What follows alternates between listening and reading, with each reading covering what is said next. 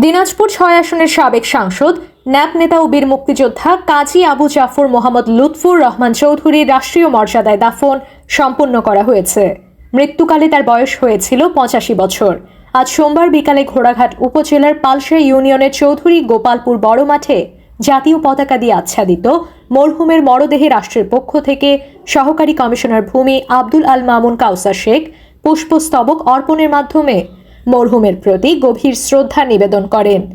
পরে রাষ্ট্রীয় নিয়ম অনুযায়ী গার্ড অব অনার প্রদান করা হয়। পুলিশ পরিদর্শক মোহাম্মদ শহীদুল ইসলামের নেতৃত্বে পুলিশের একটি চৌকস দল বীর এই মুক্তিযোদ্ধাকে গার্ড অব অনার প্রদান করে। গার্ড অব অনার শেষে জানাজা নামাজ অনুষ্ঠিত হয়। গার্ড অব অনার অনুষ্ঠানে উপজেলা বিএনপির সভাপতি শাহ মোহাম্মদ শামীম হোসেন চৌধুরী, জামায়াতে ইসলামী বাংলাদেশের কেন্দ্রীয় মজলিসের শুরা সদস্য মোহাম্মদ আনোয়ারুল ইসলাম সহ অনেকে উপস্থিত ছিলেন।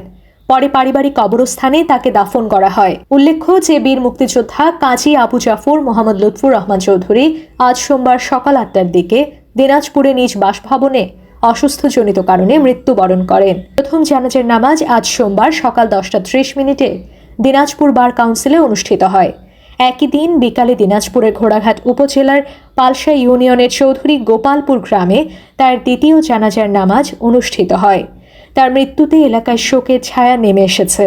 বিভিন্ন মহল মরহুমের রুহের মাগফিরাত কামনা এবং শোক সন্তপ্ত পরিবারের প্রতি গভীর সমবেদনা জানিয়েছেন। রিফাত সামিরা চৌধুরী, ঘোড়াঘাট এক্সপ্রেস।